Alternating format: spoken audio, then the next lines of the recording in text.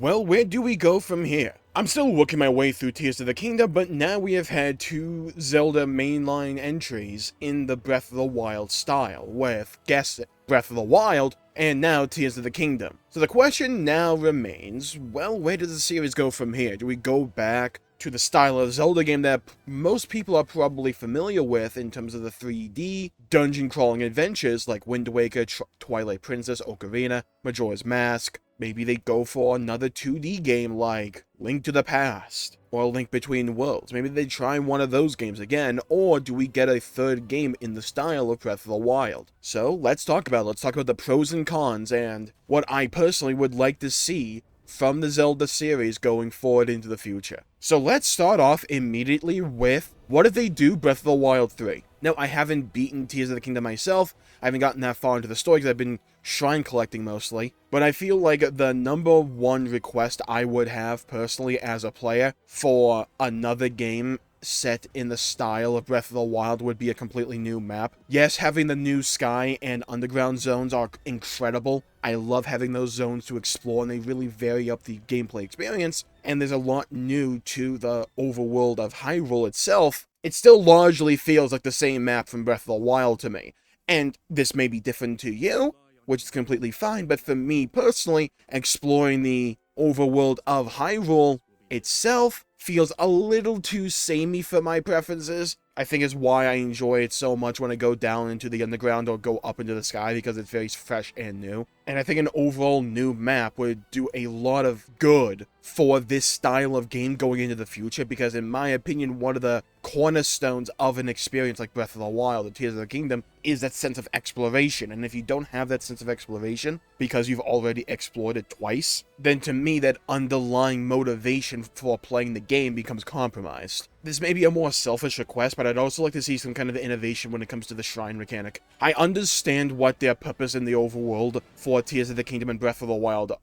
is to give you a brief taste of a dungeon without having to create a whole new dungeon, which I think has some merit, but I think there's just way too many of these things. And it just time gates a lot of the rewards that I find interesting and cool, like getting to those really high stamina or heart counts. And time gates them a lot because you have to collect so many of these orbs from these shrines that are all over the place. Perhaps transitioning some of the rewards from the shrines to the main story and cutting down on the number of shrines overall would alleviate some of my concern, because I do think in this style of game, having a mechanic like the shrine is beneficial because it helps vary up the flow of things. But I think you can run into a point where it's just too many, and for me personally, I think Breath and Tears hit that point. I'm fine with the Korok Seed mechanic, honestly. I think it's a nice incentive to be able to increase inventory space, even though I do wish we had maybe 1 or 2 extra slots, and I wish the Jabroni was just more available to you in the early game, and you didn't have to go around the map unless you have to look up a guide as to where the guy is.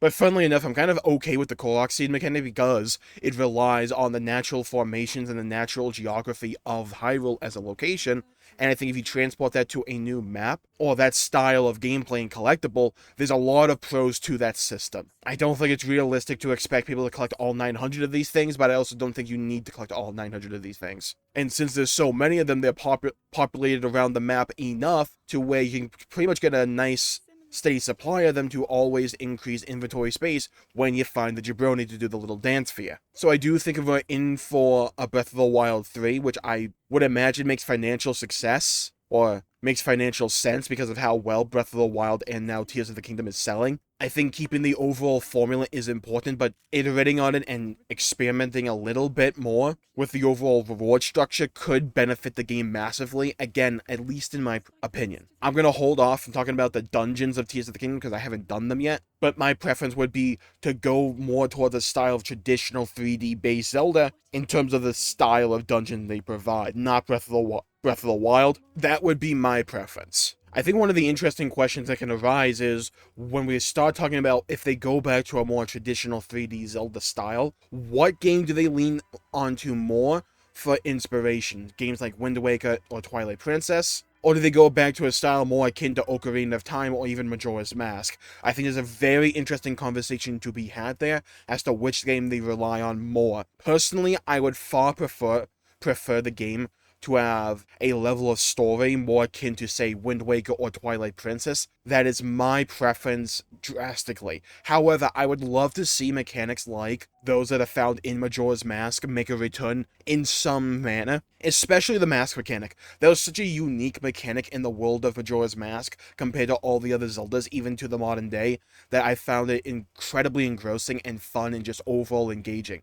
I would love to see a mechanic that blows me away like that mask mechanic did in Majora's Mask, and I haven't found one yet. I think Tears is coming close with Ultra Hand and Fuse, but those masks were really cool gameplay features, just overall. And when we talk about in terms of tone for what style the next game should go for, whether it be a cartoony, cel-shaded style more akin to Wind Waker, or more something grim dark like Twilight Princess, or even Tears of the Kingdom to some degree, from what I've played of it. I think, honestly, my opinion is more just of a toss-up. I think Zelda's at its best when it fully leans into one or the other, when it leans into those cartoony aspects, or it leans really into those darker undertones, like in Twilight Princess, or like in Wind Waker. I think those are two great examples of what I'm talking about here. Now, my favorite Zelda game of all time is Majora's Mask, partly because of the overall story and the way that game is able to convey story without needing a whole bunch of individual cutscenes, and it's able to convey story through its gameplay with the time mechanic, and having to reset all the time for those various side quests. I found that management style to be very interesting and fun, because it put a lot of control in the player's hand, especially with the various songs at your disposal to manipulate the time mechanics of that game. Zelda games ordinarily, in my opinion, are at their best when they do two things. One is lean fully into an aesthetic, whether it be something more akin to Majora's Mask or Twilight Princess or even Wind Waker. You lean fully into that, and you pair it up with an interesting gimmick akin and unique to that one Zelda experience. Wind Waker had the giant sea with the boat dude. Twilight Princess had turning into a freaking wolf, which is always cool and will never not be cool to me. Majora's Mask had the mask mechanic. Tears of the Kingdom has Fuse and Ultra Hand. When you lean into one of those unique individual mechanics that really puts that Zelda game on the map and carves out its own space within the series, I think Zelda's at its best, especially when you pair it up with an interesting aesthetic that fully leans into the style that it's trying to elicit here. It doesn't go like half in cartoon or half in the other. And this is a style of Zelda game that I hope does not go the way of the dodo because of Breath of the Wild and Tears of the Kingdom's success. I would love to see games continue in this franchise akin to both of these styles, just I think some revisions may need to be made if we're going to continue with the Breath of the Wild series going forward into the future, at least that style of game. Now, for the game I think is least likely to make a return for Legend of Zelda, and that's the 2D style. I would love to see these games make a return. I love Link's Awakening that came out on the Switch, you know, that remaster or the remake. I thought it was really fun and engrossing. And I don't know if we'll ever get a new mainline title Zelda game that is in this style. I think we could get spin-offs. I think that's possible. But I don't think we're probably going to be in due for a new mainline title in this style for quite a while. But I do think this style of Zelda game has a lot of merits to it. I think the way that you can learn a map in the 2D Zelda games, maneuver around them and find secrets, especially with all the tools in your kit, I think there's something to be said about that style of gameplay and the unique puzzles that can be given to the player to solve in that style that feel inherently Zelda to me,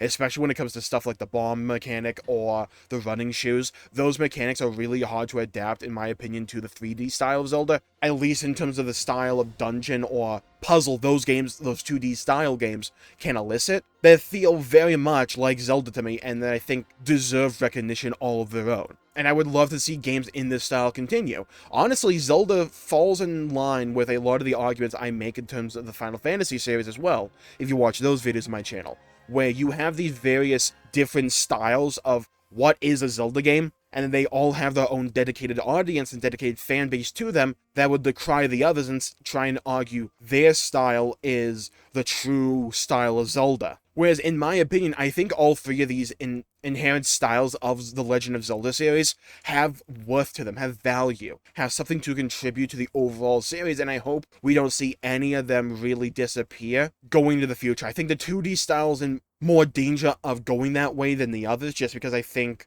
because of the overall trends of the gaming industry right now. But I hope all three of these styles are able to be supported in some way in the future. But I do believe, like I said at the top of the video, if we're going to get another Breath of the Wild style game, I hope there are some revisions to the formula to make those early experiences not as repetitive as they can be, Especially going from Breath of the Wild to Tears of the Kingdom. I played Breath of the Wild right before Tears came out, and going right back to 3 hearts or something, and 1 bar of stamina felt very lackluster, and like a massive sense of being powered down, which I don't really think is needed. You don't have to start me off with full hearts and stamina like at the end of Breath of the Wild. You don't need to do that. But I think doubling the starting amount of resources you have at your disposal, like maybe starting with 6 hearts and 2 bars of stamina, with, I don't know what they'll call it, Legend of Zelda, Sweat of the Emperor, whatever. I think that could go a long way to helping alleviate a sense of repetitiveness if we're going to continue with this style of open world Zelda, non-linear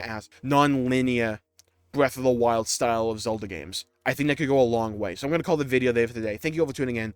My pleasure for making the video. If you enjoyed it, please leave a like and subscribe. It really helps the channel out and helps support future content, and I greatly appreciate it. Stay safe, everybody. Have a great day. Go play some video games if you can. As always, I'll see you all next time. Bye-bye, everybody, until we meet again.